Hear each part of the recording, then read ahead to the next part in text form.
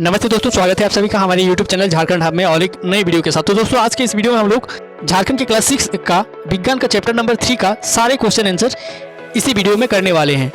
तो चलिए बिना देरी किए हुए जान लेते हैं कि इस चैप्टर में अभ्यास में कितना क्वेश्चन है और इस अध्याय के अंदर में कितना क्वेश्चन है। उसके बाद सभी क्वेश्चनों का आंसर करना प्रारंभ करेंगे। ठीक है, तो पहले देख लेते हैं अभ्यास में कितना क्वेश्चन है। ठीक है, तो इस चैप्टर में अभ्यास में टोटल कितना क्वेश्चन है? अभ्यास में टोटल आपका 15 क्वेश्चन है। ठीक है, तो अभ्यास में टोटल 15 क्वेश्चन है। इसके साथ साथ इस अध्याय के अंदर में जितना सारा क्वेश्चन है उन सभी क्वेश्चन का भी आंसर इसी वीडियो के अंत में करेंगे। ठीक है, तो पहले हम लोग अभ्यास के क्वेश्चन को करेंगे। ठीक है, तो चलिए बिना देरी किए हुए क्वेश्चन का आंसर को लिखना प्रारंभ करते हैं। ठीक है, और हाँ, अगर आप हमारे चैनल में नए हैं तो चैनल को सब्सक्राइब कर लीजिएगा, क्योंकि इस चैनल में इसी प्रकार के वीडियो अपलोड किए जाते हैं। तो चलिए क्वेश्चन आंसर करना प्रारंभ करते हैं। अभ्यास का पहला नंबर क्वेश्चन है, इनमें से सही शब्द का चयन कर रिक्त स्थानों की पूर्ति कीजिए। ठीक है, नीचे जो दिया गया ऑप्शन है यानी शब्द है, यहाँ से सही शब्द का चयन करके यहाँ पर जो डैश दिया गया है यानी रिक्त स्थान जो है उसमें फिलअप करना है। ठीक है, यानी पूर्ति करना है, भरना है। तो पहला ऑप्शन क्या है? पहला ऑप्शन है ऑक्सीजन, दूसरा है कार्बन डाइऑक्साइड, तीसरा है वायुमंडल, चौथा है नाइट्रोजन और 5 नंबर में है पवन। ठीक है, तो 1 नंबर का पहला क्वेश्चन क्या है? 1 नंबर का पहला क्वेश्चन है, पृथ्वी के चारों ओर की वायु की परत, यहाँ पर आपका रिक्त स्थान था जो कि हम पहले ही फिलअप कर दिए हैं। ठीक है, डैश कहलाती है। ठीक है, तो क्वेश्चन है पृथ्वी के चारों ओर की वायु की परत डैश कहलाती है, तो यहाँ पर हो जाएगा वायुमंडल। ठीक है, वायु की परत, पृथ्वी के चारों ओर की वायु की परत को वायुमंडल कहा जाता है। ठीक है, दूसरा क्वेश्चन क्या है? दूसरा क्वेश्चन है, सभी जंतु श्वसन में वायु से डैश लेती है। ठीक है, यानी सांस के रूप में सभी जंतु कौन से गैस को लेती है? तो यहाँ पर हो जाएगा ऑक्सीजन। ठीक है, उसके बाद 3 नंबर क्वेश्चन। 3 नंबर क्वेश्चन क्या है? जलने में डैश गैस सहायक होती है। ठीक है, कौन सा गैस जलने में सहायक होती है? ठीक है, तो यहाँ पर हो जाएगा ऑक्सीजन। ठीक है, ऑक्सीजन गैस जलने में सहायक होती है। तो यहाँ पर देखिए ऑक्सीजन एक ही दिया हुआ है, लेकिन 2 रिक्त स्थान में ऑक्सीजन गैस आ गया। ठीक है, तो इसमें जो कार्बन डाइऑक्साइड है ये वाला इन 5 में से किसी भी डैश में नहीं भरेगा। ठीक है, उसके बाद 4 नंबर का क्वेश्चन है। 4 नंबर का क्वेश्चन है, गतिशील वायु को डैश कहते हैं। ठीक है, तो गतिशील वायु को पवन कहा जाता है, तो इस डैश में क्या लिखेंगे? पवन लिख देंगे। उसके बाद 5 नंबर है, वायु में सबसे अधिक डैश गैस होती है, तो वायु में सबसे अधिक जो है नाइट्रोजन गैस पाई जाती है, तो इस डैश में हो जाएगा नाइट्रोजन गैस। ठीक है, तो अभ्यास का पहला नंबर का सारे रिक्त स्थान की पूर्ति हो गया है। इसके बाद अभ्यास का दूसरा नंबर क्वेश्चन देखेंगे। तो चलिए दूसरा नंबर क्वेश्चन क्या है उसको देख लेते हैं। तो दूसरा नंबर क्वेश्चन है, खंड क में अंकित शब्द को खंड ख के सही व्याख्या से मिलान कीजिए। ठीक है, यानी खंड क में जो शब्द दिया हुआ है उन सभी शब्दों को खंड ख में दिया गया व्याख्या के साथ मिलान करना है। ठीक है, तो पहला है हवा, दूसरा है ऑक्सीजन, तीसरा है नाइट्रोजन और चौथा है वायु। यानी खंड क में 4 शब्द दिया हुआ है और खंड ख में क्या है उसको भी थोड़ा देख लेते हैं।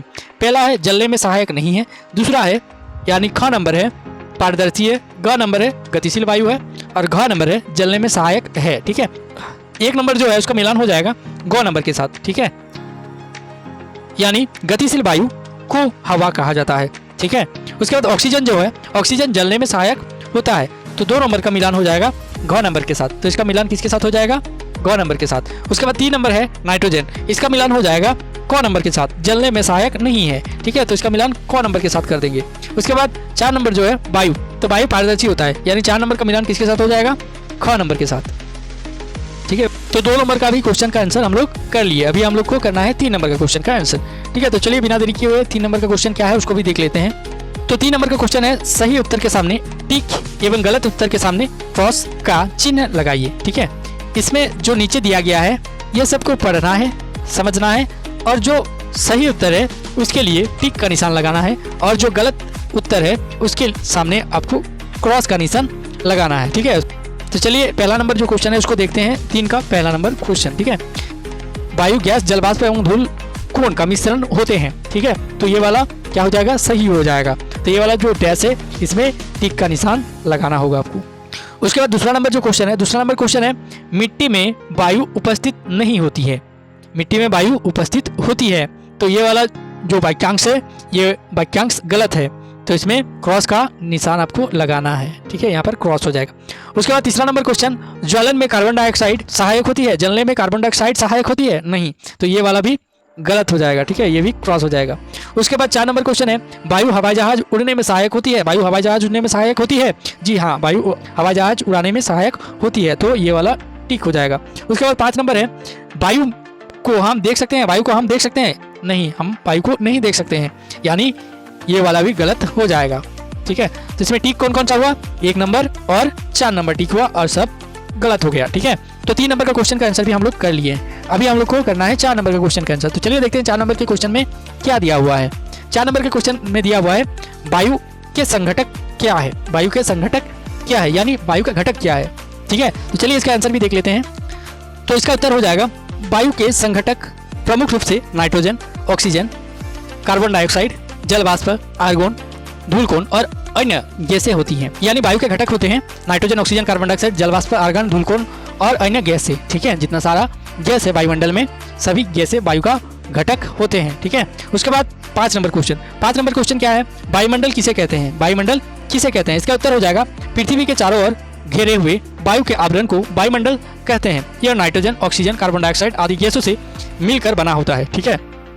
आशा करता हूँ ये जो क्वेश्चन है इसका आंसर भी आपको समझ में आ गया होगा। इसके बाद 6 नंबर क्वेश्चन है। 6 नंबर क्वेश्चन है, वायुमंडल में कौन सी गैस श्वसन के लिए आवश्यक है। वायुमंडल में कौन सी गैस श्वसन के लिए आवश्यक है, यानी हम लोग जो सांस लेते हैं उसके लिए कौन सी गैस आवश्यक होता है, ठीक है। तो इसका उत्तर हो जाएगा, वायुमंडल में श्वसन के लिए आवश्यक गैस ऑक्सीजन है, ठीक है। यह जीवों को ऊर्जा प्राप्त करने में मदद करती है और जीवित रहने के लिए अत्यंत आवश्यक होती है, ठीक है। इसके बाद 7 नंबर के क्वेश्चन को देखेंगे। तो 7 नंबर का क्वेश्चन है, जल में मिट्टी डालने पर वायु के बुलबुले बाहर क्यों आते हैं, ठीक है। इसका मतलब है, जब जल में हम लोग मिट्टी डालते हैं तो वायु के बुलबुले बाहर क्यों आते हैं, ठीक है। तो इसका उत्तर हो जाएगा, जब जल में मिट्टी डाली जाती है तो मिट्टी के कोनों के बीच फंसी हुई वायु बाहर निकलती है। ये वायु जल में घुल नहीं पाती और बुलबुलों के रूप में ऊपर आ जाती है। उसके बाद 8 नंबर का क्वेश्चन क्या है। 8 नंबर का क्वेश्चन है, वायु में कौन कौन सी गैस सबसे अधिक मात्रा में उपस्थित होती है, ठीक है। तो इसका उत्तर हो जाएगा, वायु में सबसे अधिक मात्रा में नाइट्रोजन गैस पाई जाती है। यह वायुमंडल का लगभग 78% यानी 78% भाग बनाती है, ठीक है। सबसे अधिक मात्रा में वायुमंडल में नाइट्रोजन गैस पाई जाती है, ठीक है। उसका क्वेश्चन है, वाद्य यंत्र में वायु की महत्वपूर्ण भूमिका होती है। आप कैसे प्रमाणित करेंगे, ठीक है। इसको आप कैसे प्रमाणित करेंगे कि वाद्य यंत्र जो होता है उसमें वायु का महत्वपूर्ण भूमिका होता है, ठीक है। तो चलिए इसका भी आंसर हम लोग देख लेते हैं। तो इसका उत्तर हो जाएगा, वाद्य यंत्र जैसे बांसुरी, शंख, हारमोनियम और तुरही में वायु की उपस्थिति से ही ध्वनि उत्पन्न होती है। जब इन यंत्रों में वायु प्रवाहित की जाती है तो यह कंपन उत्पन्न कर ध्वनि पैदा करती है। यदि वायु ना हो तो ये यंत्र ध्वनि नहीं निकाल सकते। इससे प्रमाणित होता है कि वायु ध्वनि निर्माण में महत्वपूर्ण भूमिका निभाती है, ठीक है। 10 नंबर का क्वेश्चन है, आपको कैसे पता चलता है कि वायु में जलवाष्प है, ठीक है।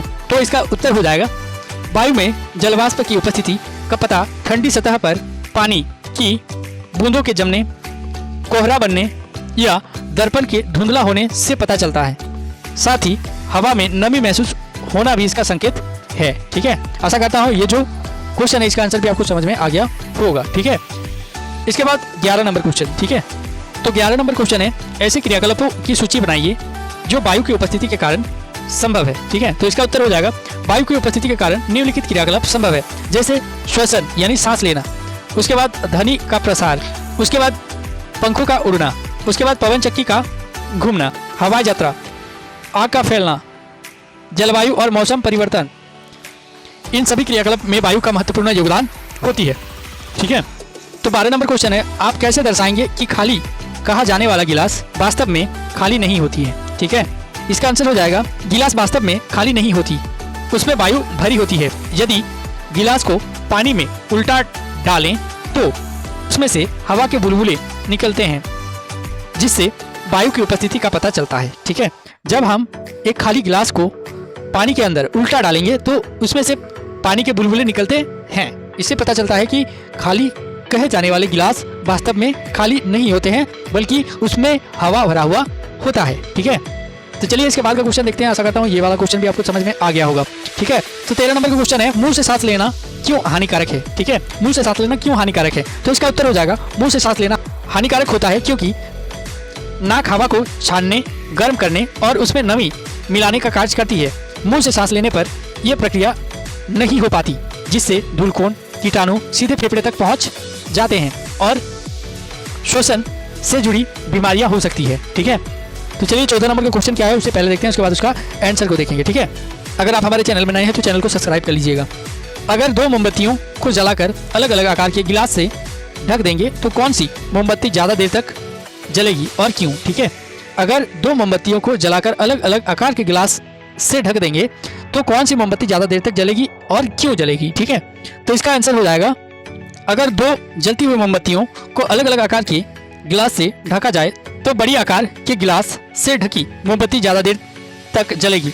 ऐसा इसलिए क्योंकि बड़े गिलास में ऑक्सीजन की मात्रा अधिक होगी, जिससे मोमबत्ती को जलने के लिए अधिक समय तक ऑक्सीजन मिलती रहेगी। ठीक है, आशा करता हूँ ये जो क्वेश्चन है इसका आंसर भी आपको समझ में आ गया होगा। इसके बाद 15 नंबर क्वेश्चन है, यदि वायुमंडल में ऑक्सीजन गैस समाप्त हो जाएगी तो क्या होगा? ठीक है, इसमें क्वेश्चन है वायुमंडल में यदि ऑक्सीजन गैस समाप्त हो जाती है तो उस स्थिति में क्या होगा? ठीक है, तो चलिए इसका आंसर देख लेते हैं। तो इसका आंसर यानी उत्तर हो जाएगा, यदि वायुमंडल से ऑक्सीजन गैस समाप्त हो जाएगी तो सभी जीवों का श्वसन रुक जाएगा और वे सब कुछ ही समय में मर जाएंगे।